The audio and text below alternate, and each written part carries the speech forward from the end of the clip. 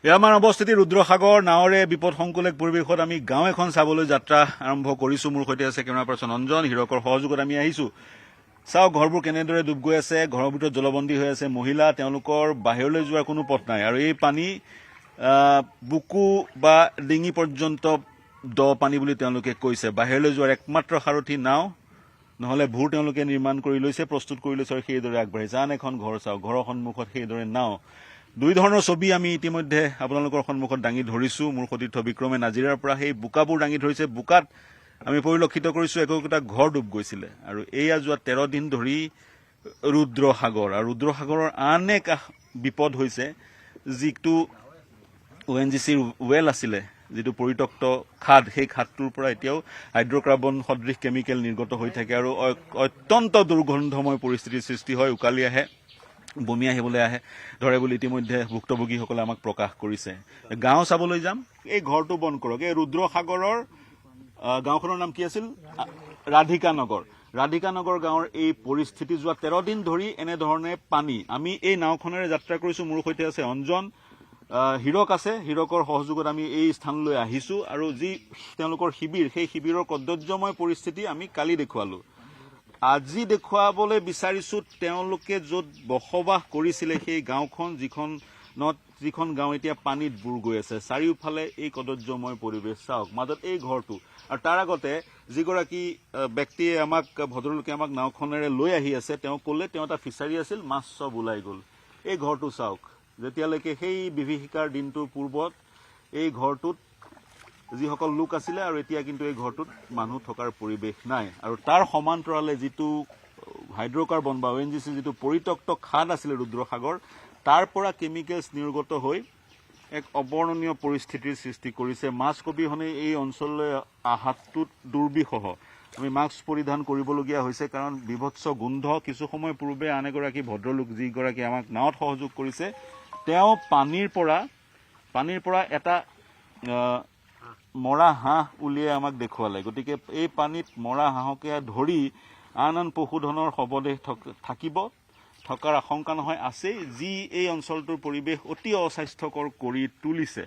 গতিকে যদিও বা প্ৰশাসনে বিভিন্ন দাবী উত্থাপন কৰিছে বা বিভিন্ন প্ৰতিশ্ৰুতি দিছে বা বিভিন্ন কাম কৰিছে, হয় এটা পৰ্যায়লৈ কৰিছে, কিন্তু পদ্ধতিগতভাৱে কামবোৰ নকৰাৰ কাৰণে এই বিপদসংকুল এক পৰিৱেশত এই সকলো লোকে জীৱন নিৰ্বাহ কৰিবলগীয়া হৈছে। চাওক এই দৃশ্য পুনৰ চাওক। আৰু মই যিগৰাকী আমাৰ সৈতে আহিছে, নাও চলাইছে, তেওঁৰ সৈতে কথা পাতিম। কওকচোন গাঁওখনৰ বিষয়ে। গাঁওখনৰ বিষয়ে কি ক'ম দাদা, দেখিছে পৰিস্থিতি এনে হৈছে। আপোনাৰ ঘৰখনৰ পানী কিমান? মোৰ ঘৰৰ পানী এতিয়া এবুকু হৈ আছে, ভিতৰত সোমাব নোৱাৰা পানী। আৰু এই পানীটো ওলাই কিয় যোৱা নাই? দেখো জলপৃষ্ঠ বৃদ্ধি আপোনাৰ 4 লাইনৰ কালভাৰ এটা বন্ধ হৈ আছে বুলি কৈছে। 4 লাইনৰ কালভাৰটো বন্ধ হলে এইটো খুলি দিলে পানীটো ওলাই যাব নেকি? পানীটো অলপ ওলাব। হয়, এইখন আমি যিহেতু আহি আছো পথাৰ, এইটো ৰাস্তা। পূৰ্বতে এইটো ৰাস্তা আছিলে। আপোনাৰ গাঁওখনত কিমান মানুহ আছিলে? আমাৰ 105 ঘৰ আছে। আৰু সেই যে এই আশ্ৰয় শিবিৰটো, তাত কিমান মানুহ আছে? তাত এতিয়া আমাৰ 35 ঘৰ আছে। 35 ঘৰ মানুহ আছে। চাওক এই পৰিৱেশ চাৰিওদিশৰ। আমাৰ এই যাত্ৰা মাজে মাজে ঘৰবোৰ দেখিব। ক'ৰবাত 2-এগৰাকী মহিলা জলবন্দী হৈ আছে। বাহিৰলৈ তেওঁলোকে ভূৰ লৈ যায়, যদি নাৱৰ সুবিধাটো পায় নাওলৈ যাবলৈ চেষ্টা কৰে। চাৰিওফালে মেটেকা, আৰু এই ধৰণেৰে তেওঁলোকে বানপানীৰ মাজত দিন অতিবাহিত কৰিবলগীয়া হৈছে। আৰু প্লাষ্টিকৰ বটলবোৰে আন এক সমস্যাৰ সৃষ্টি কৰিছে। দিখৌ নদীৰ জলস্তৰ 40 চেণ্টিমিটাৰ বৃদ্ধি হ'ব বুলি কালি এটা এলাৰ্ট আহিছিলে। আৰু যিসকল পুনৰ ঘৰলৈ ঘূৰি গৈছে, বিশেষকৈ নাজিৰাই বা শিৱসাগৰ হওক, ঘৰখনলৈ ঘূৰি গৈ ঘৰখন উদ্ধাৰ কৰিবলৈ চেষ্টা কৰিছে। এইখন ঘৰ চাওক, ঘৰখন উদ্ধাৰ কৰিবলৈ চেষ্টা কৰিছে। তেওঁলোকক নিৰাপদ স্থলীত এতিয়াও থাকিবলৈ আহ্বান জনাইছে। আমিও জনাম আৰু প্ৰশাসনেও আহ্বান জনাইছে, কাৰণ পৰিস্থিতি স্বাভাৱিক একেবাৰে হৈ উঠা নাই। আৰু কেতিয়া স্বাভাৱিক হ'ব নিশ্চয়তাৰে কোনেও ক'ব পৰা নাই। এই অঞ্চলৰ বাসিন্দাসকলে কয় 3 মাহ লাগি যাব পানী যাবলৈ, কাৰণ কালভাৰডাল বন্ধ হৈ আছে বুলি কোনোবাই কয়। দিখৌ নদীৰ জলস্তৰ বৃদ্ধি হৈ থকাৰ কাৰণে আৰু বাকী কেইখন উপনৈৰ জলস্তৰ বৃদ্ধি হৈ থকাৰ কাৰণে পানীবোৰ ওলাই যাব পৰা নাই। ভাবক আপুনি, যদি 13 দিন 14 দিন এনেধৰণৰ এটা বাসগৃহ পানীৰ তলত ডুব যায়, কেঁচা বাসগৃহটো নষ্টই হৈ যাব, সম্পূৰ্ণৰূপে নিৰ্মাণ কৰিব লাগিব। পকা বাসগৃহও 80% মেৰামতি কৰাৰ প্ৰয়োজনীয়তা আহি পৰিব। তেনেস্থলত নাৱেই যে তেওঁলোকৰ সাৰ। দাদা 1 মিনিট ৰ'ব, কওকচোন। এই আন এখন নাৱৰে আন এগৰাকী ভদ্ৰলোক, অলপ জোৰছে কওক। আমাৰ ইয়াত বোলো কথাখিনি দেখিছে গোটেই পানীৰে ভৰপূৰ হৈ আছে। আপোনাৰ ঘৰ কোনটো এইটো নেকি? এইটো ঘৰ মোৰ।